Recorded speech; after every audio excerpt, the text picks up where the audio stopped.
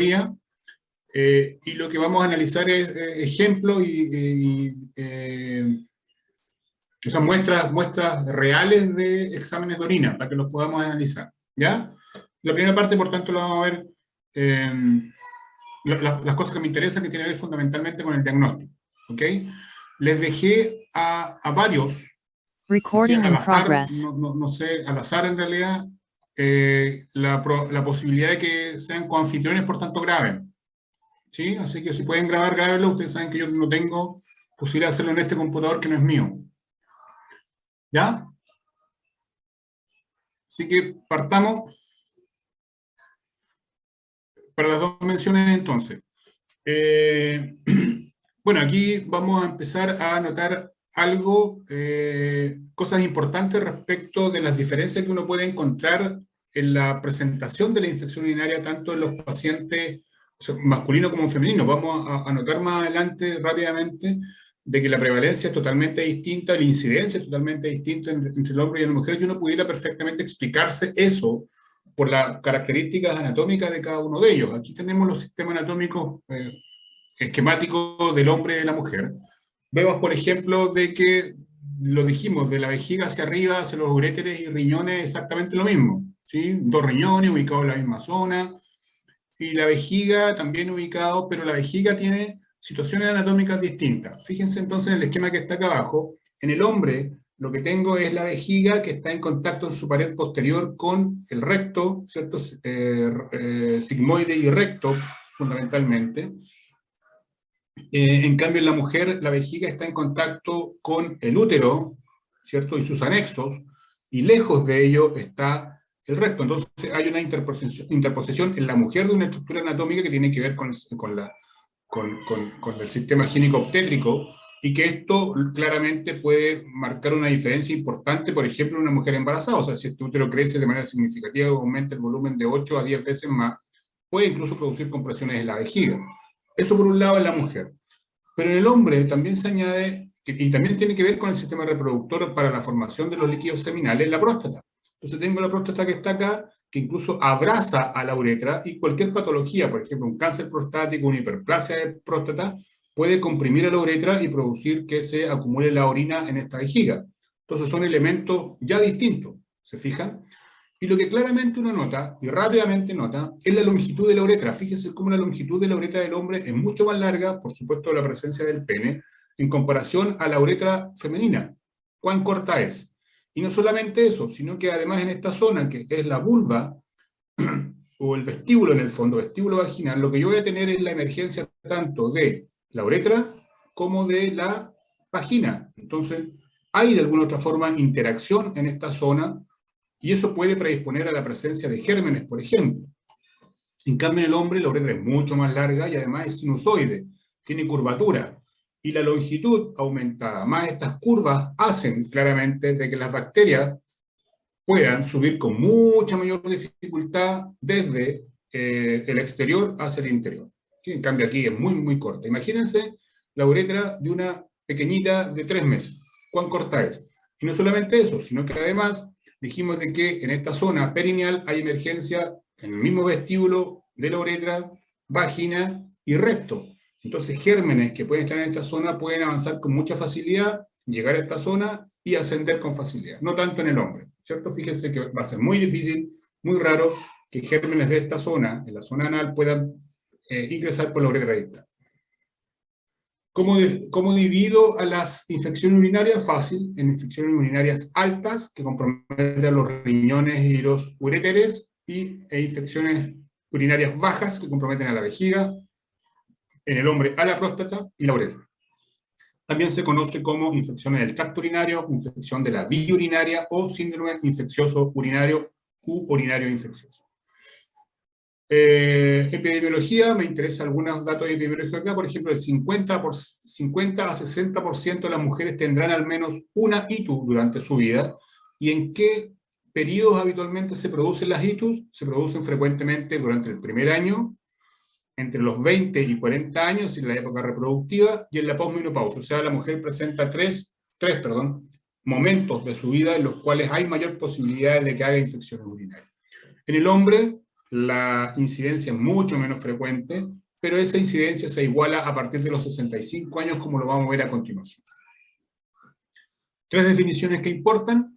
Tengo la bacteriuria, que corresponde a la presencia de bacterias en la orina. Me está diciendo solamente que hay bacterias, no me dice ni cuánto ni cuáles.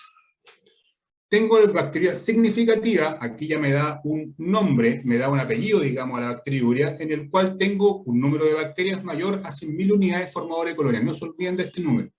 Guárdenselo y grábenlo, porque es re importante para poder llegar al diagnóstico, como lo vamos a ver más adelante. Esta bacteriuria, es decir, la presencia de bacterias en un número mayor, puede ser sintomática o asintomática. ¿Cuál es la asintomática? Es cuando yo tengo más de 100.000 unidades formadoras de colonia en 2 urocultivos sucesivos con el mismo germen, en todo paciente que es asintomático. Ahora, ¿qué es esto?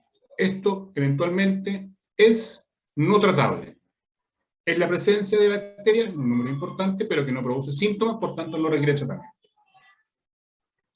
Sin embargo, y a diferencia, que lo que es una infección del tracto urinario es una colonización microbiana, también nos va a decir después con número y qué bacteria, microbiana en cualquier lugar anatómico del tracto urinario. Y ese cualquier lugar anatómico puede ser en la uretra, en la vejiga, en la próstata o en el riñón y la pelvis renal, con nombres distintos para cada uno de los lugares. Si está en la uretra se llama uretritis, si está en la vejiga se llama cistitis, próstata, prostatitis, y si está en la pelvis renal riñón se llama pielonefritis. Lo que sucede es que habitualmente estas dos cosas conviven. O sea, un paciente es muy difícil que tenga solamente inflamación de la vejiga, también va a tener infección e inflamación de la uretra, entonces se llamará una cisturetritis, por ejemplo.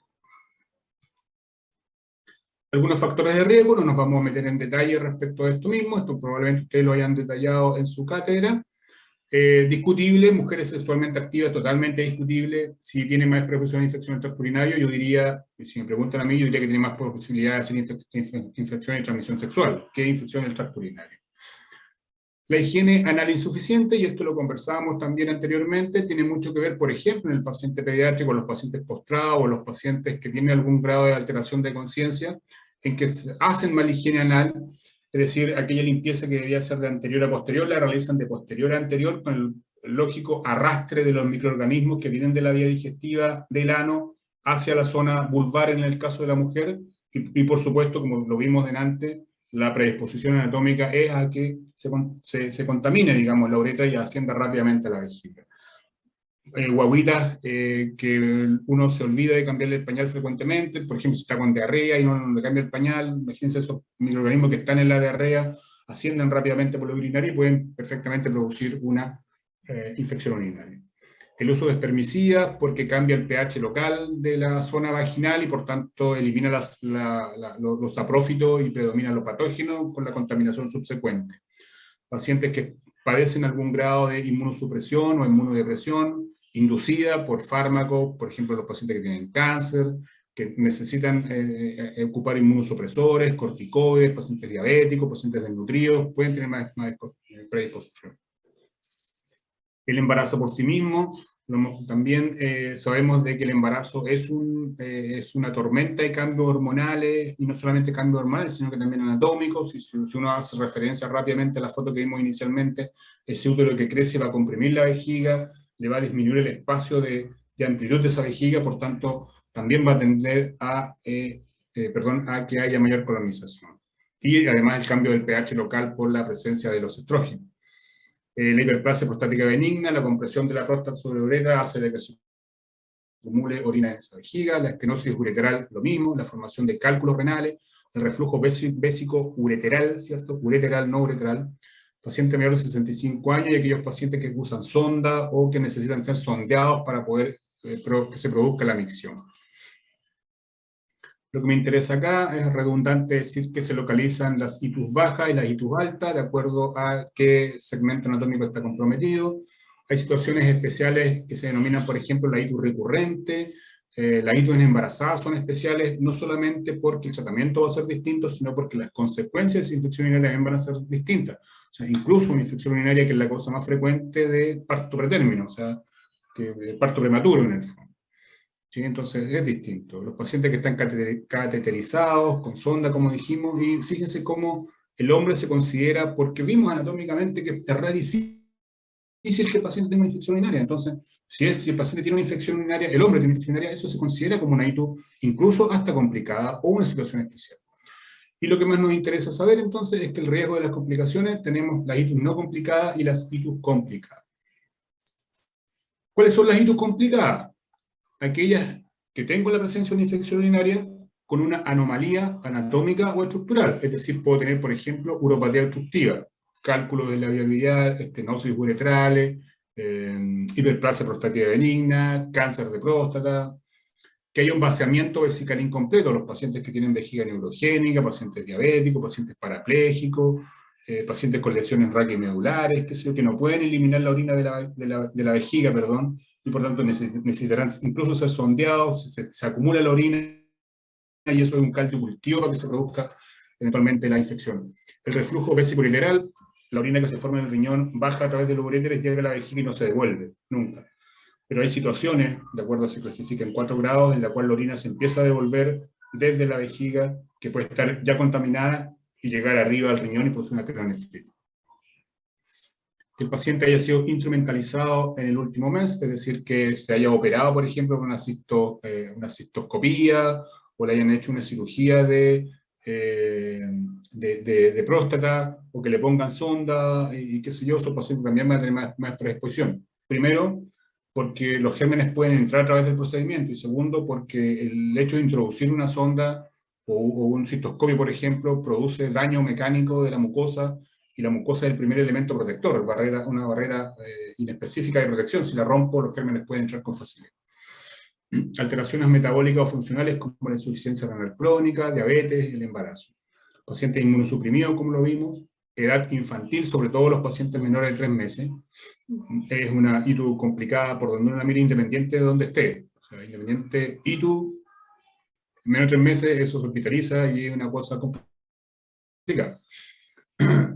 Paciente mayor de 65 años, el hombre, como vimos, que está hospitalizado recientemente, e incluso hayan patógenos inusuales o multiresistentes como la pseudomonas, como el microplasma, los hongos y otros más raros. Aquí vemos la frecuencia de la presentación y vemos cómo la edad determina la frecuencia de presentación.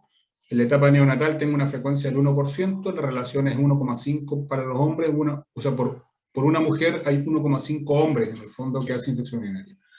Pero fíjese cómo esta cuestión se desmesura de acá adelante.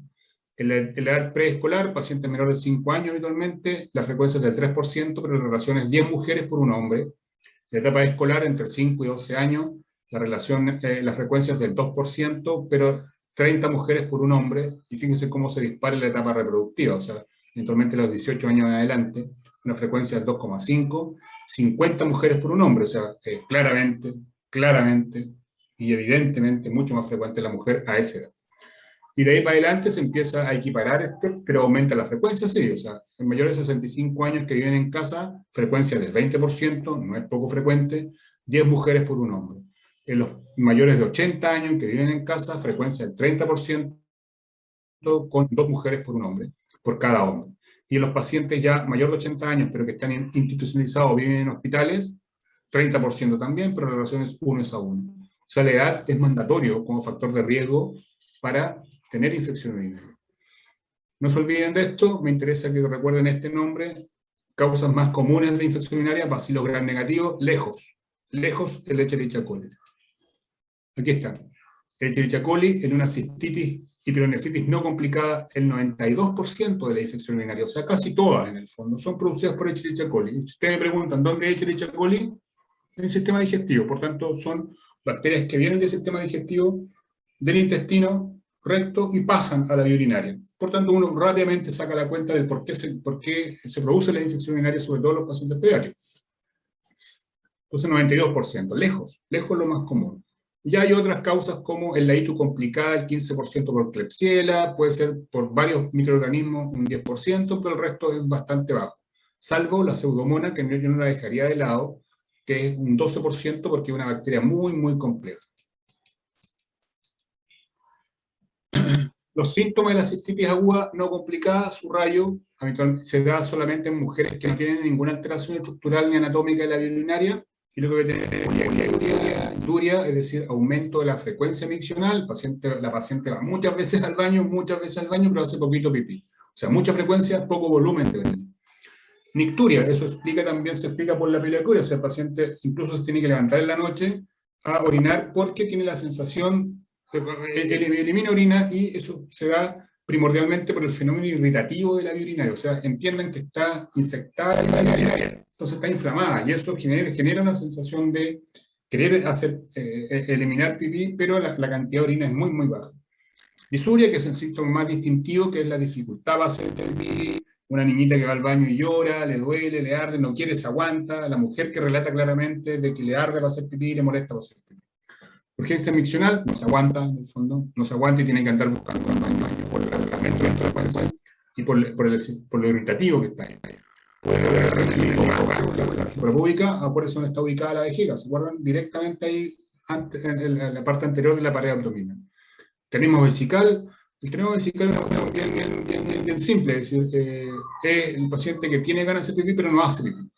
Así es mucho más compleja, pero eso es. El tenemos vesical es el paciente que tiene ganas de hacer pipí, va al baño y no orina porque no tiene orina. Lo que está pasando es un reflejo gatillado por el proceso inflamatorio local. Y en algunos casos incluso puede haber hematuria, que puede ser una hematuria macroscópica, que sale sangre pura, y la mamá o los pacientes relatan que sale sangre con orina, es muy distintivo, y eso quiere decir que hay puesto sangre. Esto diagnóstico se hace primordialmente por sospecha clínica, por síntomas y no tengo flujo vaginal, no tengo ictus vaginal. Las probabilidades son de un 25% que tengo una ictus. Ahora aquí hago una porque lo preguntaron ayer, respecto al flujo vaginal, puede ser cualquier cosa. Puede ser una vaginitis, una vaginosis, una vulvovaginitis, ¿cierto? Puede ser gonorrea, puede ser tricomonas, puede ser clamidia, puede ser hongos, pero no es una infección urinaria propiamente tal. ¿Se fijan? Entonces, si la paciente tiene flujo vaginal, refiere, mire, en realidad, doctor, yo mal para el calcito, mi mamá mancha ñaña, ojo, eso es flujo vaginal. Oriéntense, puede ser otra cosa. Sí. Cuando la paciente tiene disuria sin flujo, eso es más probable que se diga. Perfecto. Pero donde voy es que con los síntomas que vimos delante, el 90% de los diagnósticos por la fecha ya es clínica. Y esto es lo que me interesa, porque nos va a ayudar a hacer el diagnóstico. Cuando tengo la fecha ya puedo tomar tres elementos. Primero, lo que se conoce como las tiras rectales, o combustes, ¿sí? Ayer lo vimos, y lo que nos muestra esto es que la probabilidad de que el urocultivo salga positivo primero, si la paciente tiene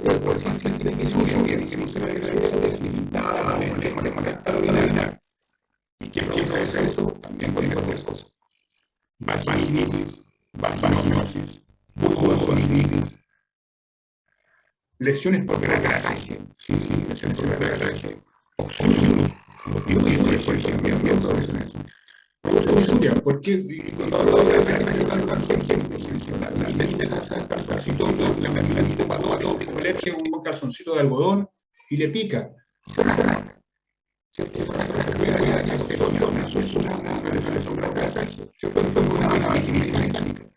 Pero además de eso, me siguen.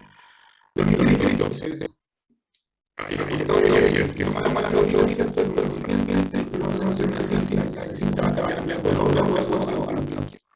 uno encuentra que hay nitritos, los positivos tienen que estar bien que no conocen los nitritos. Se supone que arriba de la eliminación de nitratos, entonces la orina de los nitratos. Le falta la vejiga. Si sale de la vejiga. Si hay la vejiga, van a usar los nitratos y se van a poner nitritos. ¿Me explico? Entonces, lo que es un nitrito cartel, ¿cierto? Se cambia. Se trata de la forma de interpretar el que lo que ese proceso de químico. Y lo otro que no pudiera encontrar que son los leucocitos de grasa, la intervención directa de leucocitos. ¿Cuáles fueron los leucocitos? Glóbulos blancos. Cuando nace un glóbulo blanco, por infección. Entonces, lo que teníamos atrás, uno se pone se pone bien. Es que yo soy esto aquí, ninguno de estos elementos me está diciendo que menos me da que me está diciendo que ese paciente tiene dificultad para hacer pipí. Y puede ser por todas las cosas que comentamos, y muchas más. Me está diciendo que hay nitritos, pero no dice ni cuántas ni cuáles, solamente dice que se pudieron ver en la bacteria. Y me dice que hay leucocitos, me dice que hay glóbulos blancos que eventualmente aparecieron cuando aparecieron las bacterias. Por lo tanto, son los dos iguales directa de la presencia. Si entonces uno pudiera del 6 grado de segundo B a esto, decir, bueno, puede ser o no puede ser. De hecho, los leucocitos, en realidad, créanme, aparecen en cualquier parte. Y en cualquier momento, solo son inflamatorios. Entonces no es tan cáncer. Pero bueno, uno mira las tres cosas. Y dice, si hay un solo criterio, la probabilidad es de un 43% de que el cultivo sea un rayo es el único método diagnóstico. Todos los otros son orientadores de urinaria. Yo confirmo la presencia de urinaria para el sale positivo la cuarta condición que vamos a ver más adelante. ¿De acuerdo?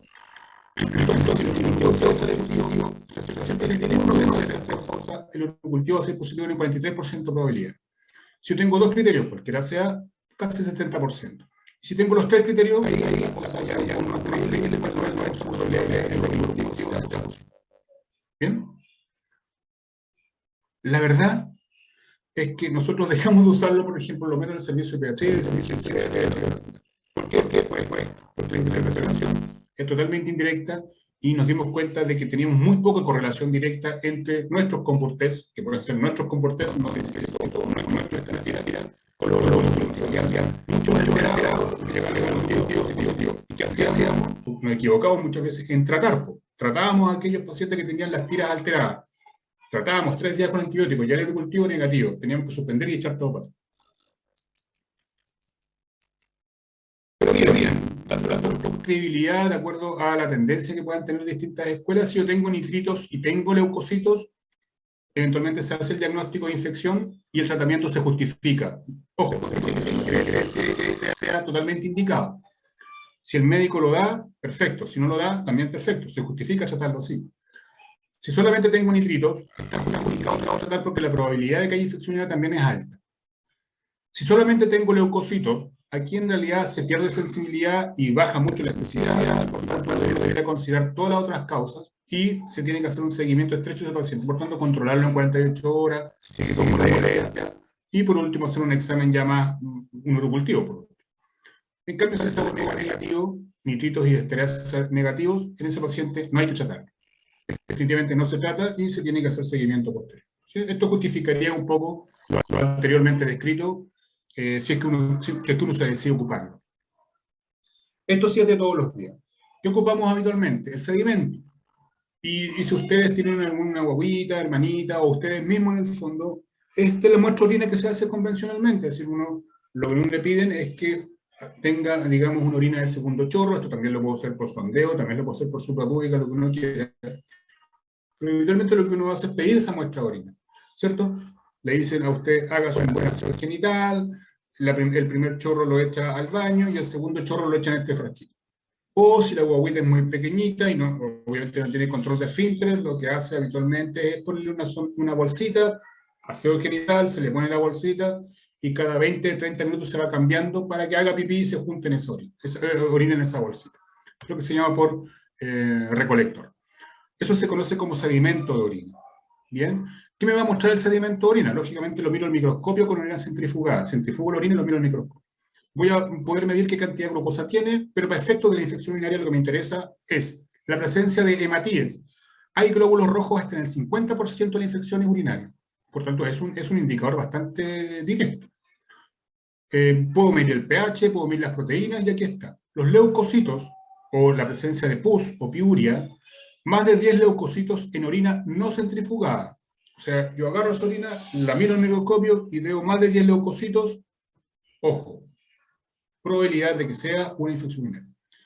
Sin embargo, si centrifugo esa orina y encuentro solamente 5, sospecha de infección urinaria. Quédense con esto, por favor, no se olviden, chiquillos, de esto. Esto lo agregué, es nuevo para los que estuvieron ayer conmigo, a propósito de lo que vamos a ver al final. Entonces, si tengo leucocitos más de 10 en no centrifugada y 5 en centrifugada, estoy en presencia de una infección urinaria por ahora.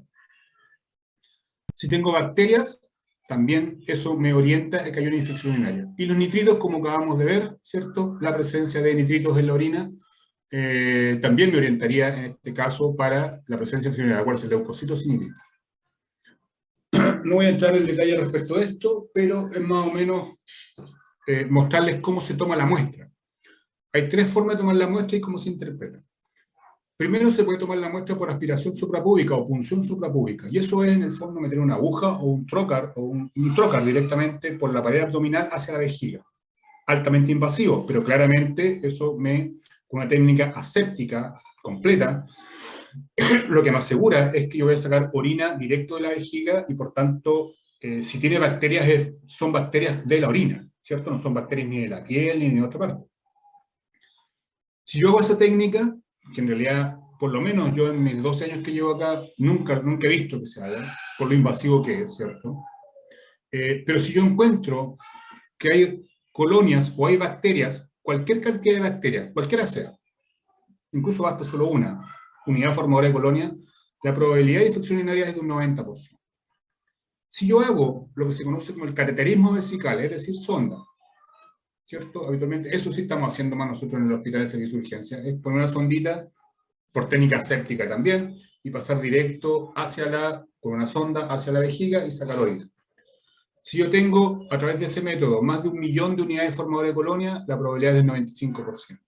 Si yo tengo entre 10.000 y 100.000, probable infección. Si yo tengo entre 10.000 y 100.000, sospecha. Si tengo, francamente, menos de 1.000, en el fondo, es muy poco probable. Y lo mismo con esto, aquí ustedes pueden revisar esto después cuando se los envíe. Y esto es la orina del segundo chorro, es decir, con lo que uno le dice al niño o la niña que elimine en el frasquito. Pero la Sociedad Chilena de Infectología y asociada con la Sociedad Chilena de Pediatría, que es por donde trabajo eventualmente, lo define así y lo simplifica de esta forma. Se fijan, la tabla anterior era re complicada, esta es mucho más simple. Aquí te dice que el urocultivo, si la muestra de orina era tomada por punción suprapúbica, yo tengo más de una unidad formadora de colonia. Ustedes del laboratorio lo deben tener muy claro, ustedes, claro, se prepara un medio de cultivo, ¿cierto? Se echa la orina y las bacterias, por supuesto, que van a crecer y proliferar ahí. Si yo tengo unidades formadoras de colonia por punción suprapúbica, más de una, me basta una, se hace el diagnóstico de infección urinaria. ¿Ok? No se olviden de esta foto. Esto es clave para su prueba. Si hago por cateterismo transuretral, o sea, sonda, ¿cierto? O cateterismo vesical, o sondeo, si yo tengo más de 50.000 unidades formadoras de colonia, infección urinaria. Si tengo orina del segundo chorro, señora, vaya al baño, hágase un aseo, primer chorro afuera, segundo chorro en el frasquito. Si tengo más de 100.000 unidades formadoras de colonia, infección urinaria. ¿Ok? No se olviden de esto, por favor. Si yo tengo que la toma de muestra la hago por recolector, si el examen de orina, el urocultivo, me sale negativo, chao, no hay infección urinaria. Pero si yo tuve un sedimento oral alterado, que era lo que vimos delante, si yo tengo este sedimento alterado, qué sé yo, tengo leucocitos, tengo hematíes y tengo nitratos, no me asegura que sea infección urinaria, por tanto tengo que repetir ese examen de orina, lamentablemente por sondeo. Y aquí se encuentra más de 50.000, estoy frente a una infección urinaria. Algunos exámenes complementarios, ¿cierto? Hemograma, PCR, para ver un poco la repercusión sistémica de la infección urinaria, para determinar qué localización tiene. O sea, si yo tengo estos exámenes alterados, probablemente vaya a estar en presencia de una infección urinaria alta. El tratamiento antibiótico se da igual. Y habitualmente uno lo ocupa de control inicialmente para después ver cómo va controlando la evolución de ese paciente. Si lo que tengo es una pielonefritis, claramente también debo ir a buscar cómo está la función renal, puedo ver creatinina plasmática, o sea, cómo está, porque la infección urinaria puede producir una pielonefritis aguda, incluso complicada o no complicada, puede producir algún grado de insuficiencia renal, entonces tengo que tenerlo presente. Y sí o sí se hacen hemocultivos en los pacientes pequeñitos, dijimos menores de 3 meses, en los que tienen aspecto choqueado o séptico, o que tengan alguna malformación del tracto urinario, a esos pacientes se les hace hemocultivo porque el 5% de estos pacientes hacen bacteremia, y ustedes saben que la bacteremia se puede transformar en un shock séptico y muerte, finalmente. A todos los pacientes, yo diría que todos los pacientes, y esto hace un año se pregona en todos los servicios en que los pacientes tienen que hacerse una ecografía abdominal, o mejor dicho, una ecografía renovesical o renal y vesical, primordialmente para descartar que haya hidronefrosis, que haya abscesos, o sea, formación de abscesos en el riñón, infección severa del riñón. Importante hacerlo en los pacientes con shock séptico y complicaciones más importantes. Pero, insisto, esto se hace, habitualmente lo hacemos ya en todos los pacientes, Y esto nos dice inicialmente dos cosas, así rápidamente nos dice dos cosas. Primero, que el riñón está estructuralmente, pues la riñón y vía urinaria completa está normal. Y segundo, que esa infección urinaria no me está dejando cicatrices ni lesiones en el riñón. Por ejemplo, abscesos, que son graves. Entonces es una información bastante rápida. No me voy a detener en esto y vamos a ir más rápidamente a lo que nos convocaba. Fíjense el tratamiento, ¿cierto? Ustedes probablemente ya lo hayan visto con el profesor.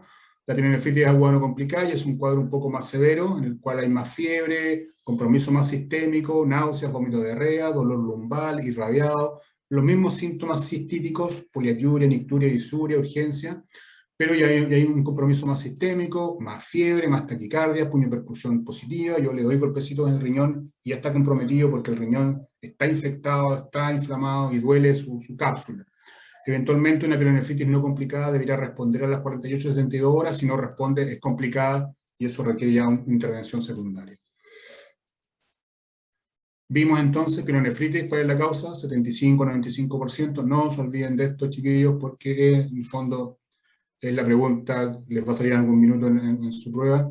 95% es producida por Escherichia coli. ¿Cuál es la causa más frecuente de pielonefritis aguda no complicada? Escherichia coli.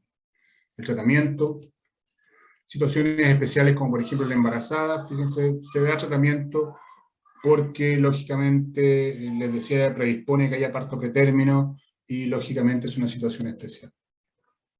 ¿Qué ocupamos actualmente? Las pielonefritis agudas no complicadas y complicadas también, cefalosporina, primordialmente cefalosporina y aminoglicósidos. ¿Ah? Lo más común que se ocupe es cefotaxima, en los pacientes pediátricos cefotaxima, y en los pacientes pediátricos amicacina también. Actualmente estamos ocupando amicacina, como lo vamos a ver más adelante.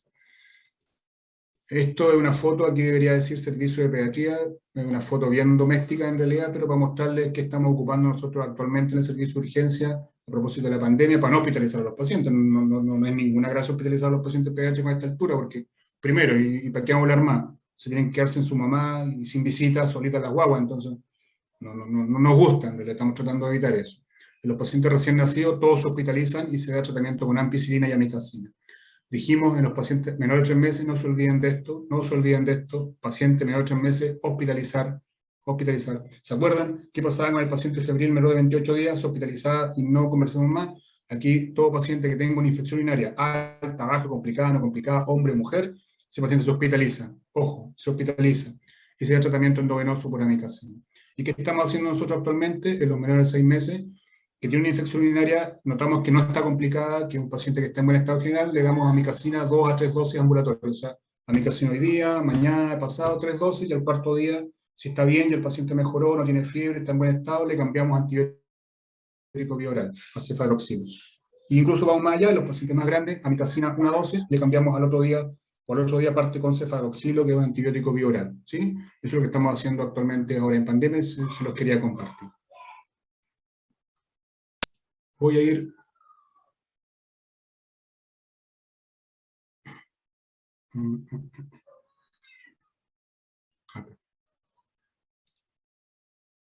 a los ejemplos. Vamos a ir avanzando, voy a ir parando, ya. ¿Qué tenemos acá?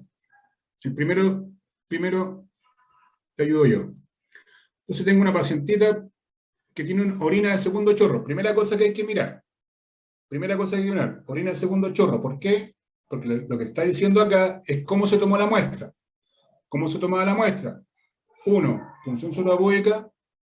2, cateterismo. 3, digámoslo así, orina de segundo chorro. Y 4, por recolector. ¿Qué tenemos acá? Orina de segundo chorro. ¿Qué hicimos con esa orina de segundo chorro?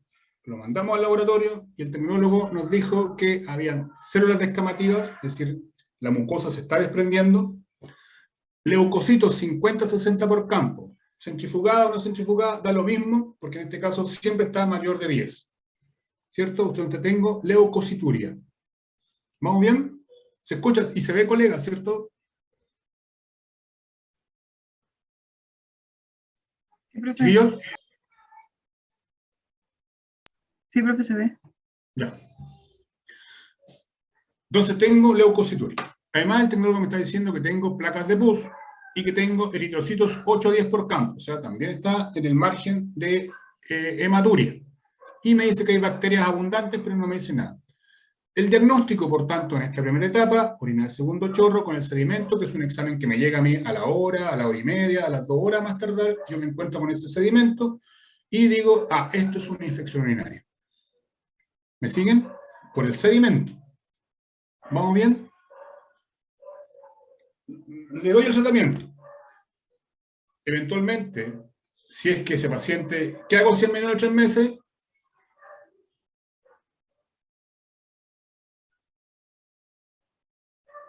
Hospitalizar. ¿Qué hago si en menos de 3 meses y tengo una infección urinaria de acuerdo al sedimento de orina? Se Se hospitaliza. hospitaliza. Si tiene más de 3 meses y está en buenas condiciones, haré lo que conversamos, amicacina, cefaroxilo, eso ya es resorte médico. ¿Vamos bien? Pero el urocultivo, a mí eventualmente el urocultivo me va a llegar a las 48, 72 horas, se demora en el fondo, porque tiene que cultivarse la bacteria. Entonces me llegó la bacteria, perdón, el urocultivo, el resultado, y lo que me dice es que tengo más de 100.000 unidades formadoras de colonia. ¿Qué es? ¿Es una infección urinaria? Sí. Sí, ¿cierto? ¿Por qué? Porque es orina de segundo chorro y tiene más de 100.000. Si fuera suprapúbica y tiene más de 100.000, ¿es infección urinaria?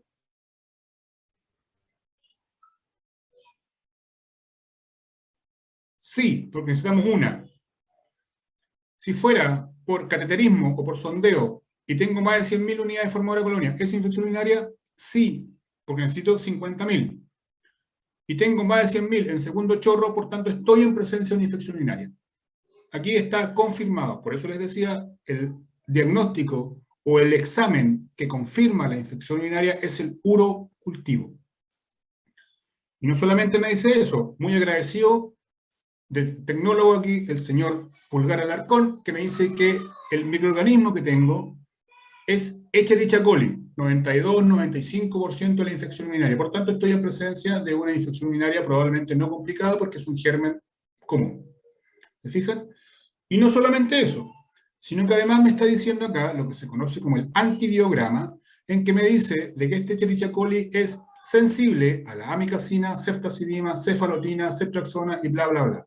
Es resistente al ciprofloxacino y es resistente a la gentamicina y es resistente al cotrimoxazol.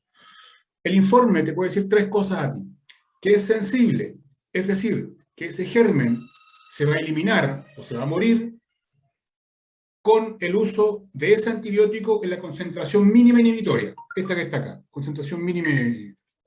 Te puede decir que es intermedio, que significa una sensibilidad intermedia, de que es sensible, pero lamentablemente a la dosis más alta que tú le puedas dar. Y lo otro es que sea resistente, es decir, con lo que tú le des no se va a morir. Esas son las 3 formas de interpretar el antibiograma. Sensible, que se va a morir con la mínima dosis que tú le des. Es intermedio, que se puede morir, pero con la máxima dosis que tú le puedas dar. Por tanto, ahí uno lo que hace es no darle tratamiento. Eso nos recomiendan los nefrólogos. Y que es resistente, es decir, des lo que le des, ese bicho no se va a morir. ¿Me siguen? Entonces acá lo te está diciendo claramente que perdón, que tenemos confirmatorio y que debemos ocupar. ¿Me siguen? ¿Se entiende?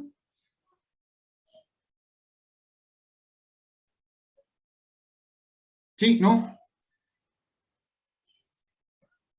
Sí, se entiende. Perfecto.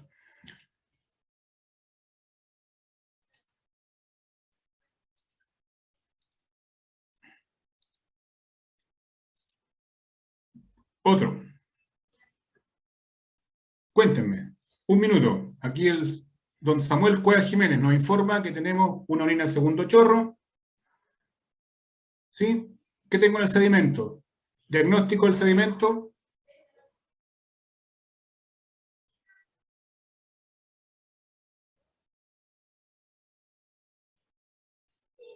Bueno, aquí no es muy claro en realidad, don Samuel, porque nos dice que tengo leucocitos 3 cruces. En realidad eso uno lo puede interpretar que son más de 10, ¿sí? Pero tampoco es tan específico. Pero nos informa en el urocultivo que tengo más de 100.000 unidades formadas de colonia de Escherichia coli y sensible a esto. ¿Vamos bien? Bastante parecido en realidad.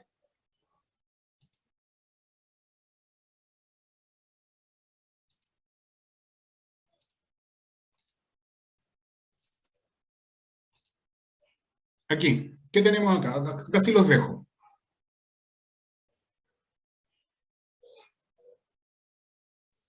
Aquí doña Francisca nos dice que tengo una orina de segundo chorro con un sedimento con 15 a 20 leucocitos por campo, eritocitos 0 a 2, pero tengo bacterias, por tanto estaría en presencia de una infección urinaria, ¿cierto? Después la colega nos informa que tiene un recuento de colonia de 1 a 80.000 unidades formadoras de colonia, ¿de qué? De Escherichia coli. Diagnóstico.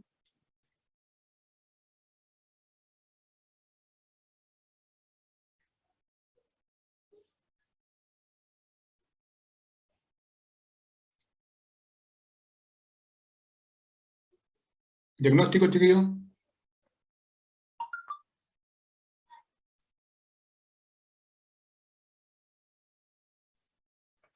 Háblenme, no me escriban.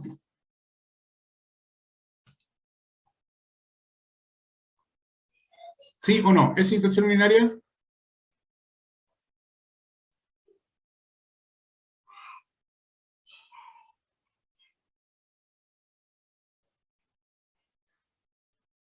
Si nos regimos por la Sociedad Chilena de Infectología y por las normas cuantitativas, en este caso no estaríamos en presencia de una infección urinaria. Por más allá de que todo el informe nos parezca. ¿Por qué? Porque tengo una orina de segundo chorro con 80.000 y que nos pedía más de 100.000. Entonces, este paciente eventualmente no tiene una infección urinaria y habría que buscar otra causa y probablemente sea una contaminación solamente, incluso puede ser hasta una bacteriuria asintomática si es que no tuviera síntomas, ¿cierto? O puede ser una bacteriuria solamente. Me está diciendo que hay bacterias en la orina. No es una bacteria significativa, menos una bacteria sintomática, no lo sé, no sé si tiene síntomas, pero desde el punto de vista cuantitativo tiene menos de 100.000. Ahora, si fuera esto por cateterismo, sí es una infección urinaria, porque ¿qué nos pedía para cateterismo? Más de 50.000. Si fuera por punción suprapúbica, sería infección urinaria lejos porque nos pide una unidad formadora de colonia. Entonces, es re importante que como ustedes reciban este informe, lean todo, todo. Muestra cómo se toma el sedimento, la cantidad, siempre importante, qué microorganismo tengo y la sensibilidad que esto tenga.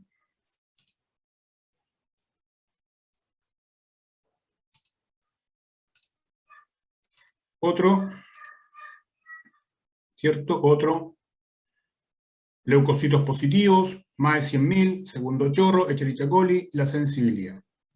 ¿Se fijan? No cambia mucho.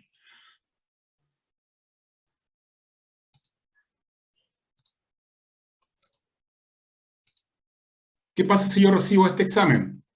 Si yo tomo el sedimento orina, aquí el sedimento orina me salía normal, ¿cierto? Y el urocultivo salió negativo. Si este paciente se descarta absolutamente de que tenga una infección urinaria. Por ningún motivo tiene infección urinaria. Entonces, si esta paciente consultó por disuria, fiebre u otra cosa, hay que buscar otra causa porque no es una infección urinaria, porque mi urocultivo salió negativo a las 48 horas. Incluso nuestro sedimento inicial ya estaba normal en el fondo. ¿Se fijan? Otro igual.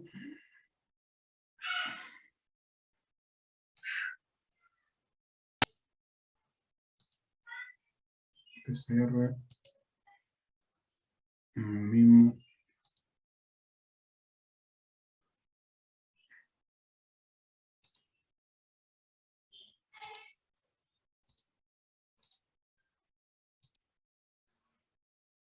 Aquí tenemos, fíjense, una orina de segundo chorro, un paciente de 3 años en este caso, hartos leucocitos, 50, 60 leucocitos por campo, placas de Pus, tiene eritrocitos, bacterias positivas, más de 100.000 unidades formadas de colonia. Nuevamente tenemos el Escherichia coli con un muy parecido, un muy parecido antibiograma a estos pacientes. Ahí ustedes elegirán qué medicamento tienen que ocupar. Yo no sé si ustedes han visto hemograma, dijimos que a estos pacientes habitualmente también había que hacerle en la segunda etapa un seguimiento de un hemograma. Aquí vemos, por ejemplo, que tiene una procalcitonina de 2.11 cuando el rango normal es 2, ¿cierto? No vamos a entrar en detalle respecto de esto, un paciente de 3 años que está hospitalizada y que tiene una procalcitonina un poco elevada. Esto habla de un reactante fase aguda que nos confirma con harto grado de certeza que está infectado ese paciente. Afortunadamente, ¿dónde está la creatinina? 0.36, por tanto, está normal. No, ese paciente con infección urinaria no está alterada su función renal, afortunadamente. Tiene una PCR elevada, 124, o sea, está infectada, no, se condice con la procalcitonina. Y lo que ustedes conocen bien, tiene 6.700 glóbulos blancos, o sea, tampoco tiene una leucocitosis importante, y con una cantidad de neutrófilos, donde está 56%, tampoco está muy elevado. Es un hemograma bastante bueno en realidad, confirma que está infectado, afortunadamente con un riñón sano, y con el resto de los parámetros también normales. Este es otro. Vemos un poco lo mismo, fíjense, una procalcitonina bastante buena, 0.2, bastante normal en el fondo. Una función renal también normal, ¿sí? También normal. Pero aquí se nos echa a perder un poco, tiene 16.000 blancos, pero tiene aquí neutrófilos 47% baciliformes. Los baciliformes son elementos que claramente nos indican de que hay un proceso infeccioso más o menos importante, porque se están produciendo glóbulos blancos muy jovencitos, muy jovencitos. Entonces la médula ósea está produciendo glóbulos blancos como pueda, digamos, para frenar el proceso infeccioso. Oh, me perdí.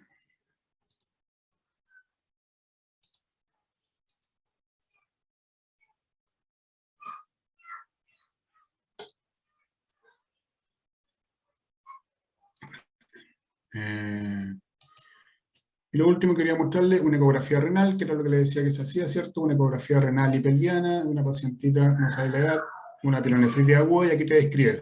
Fíjense, perdón.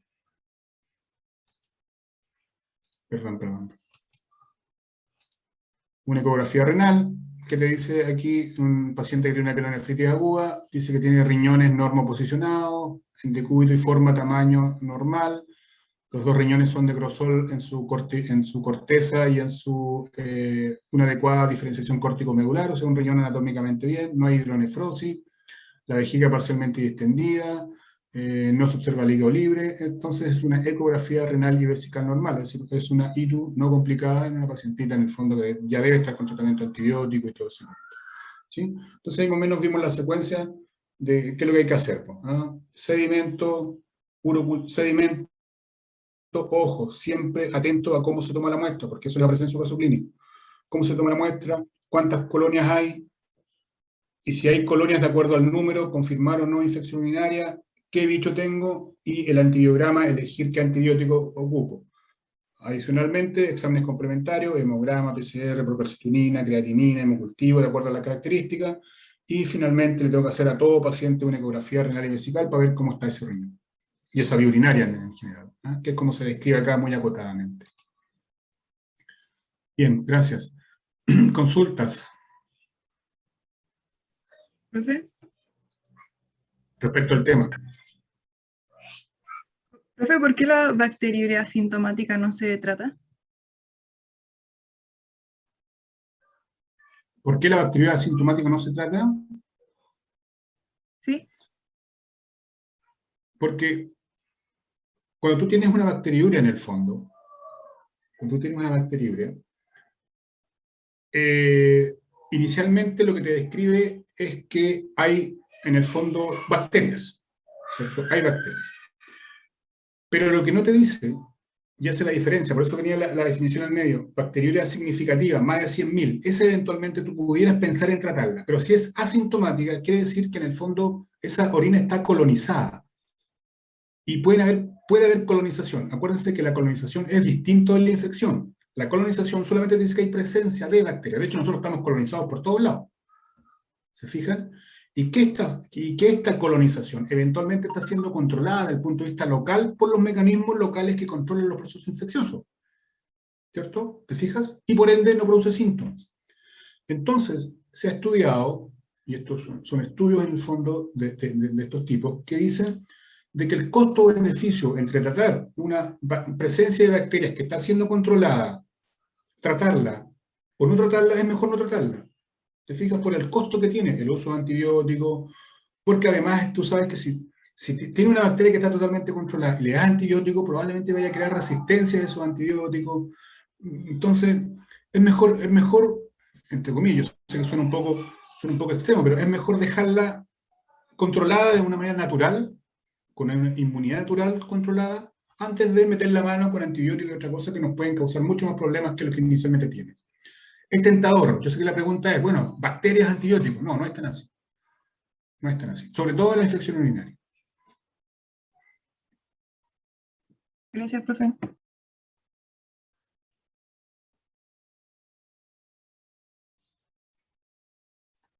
Bien. Chiquillos, le agradezco, estamos en contacto entonces, yo creo que nos vamos a ver, vamos a estar en contacto ya hasta la próxima semana para poder planificar nuestra última evaluación. Entiendo que la próxima semana ustedes terminan con el doctor Morales. Si, voy a conversar con él mañana, yo lo veo mañana en el hospital, y podemos ver si hay algún tema pendiente o ya cerrar con la calificación de su última evaluación. ¿Mm? Les recuerdo que yo no he subido las notas porque este computador no es mío, mañana llega mi hijo de vacaciones, y ahí trae mi computador y ahí voy a actualizar todo el tema de las notas, pero la visualización que hice inicialmente, desprendiéndola del Google Forms, es que están muy buenas las pruebas. Así que tranquilo. ¿Listo? No se dejen para esta última porque acuérdense que los talleres son aprobación obligatoria, entonces no se dejen estar con el último. Para aquellos que nos han dado prueba, por favor, comuníquense en la próxima semana conmigo para poder actualizar el cuento, ¿ya? Los dejo, chiquillos, porque tengo una clase en 5 minutos. Gracias de nuevo por haber preguntado todos y cualquier duda me la hacen llegar, ¿ya? Buenas noches. Gracias, profe.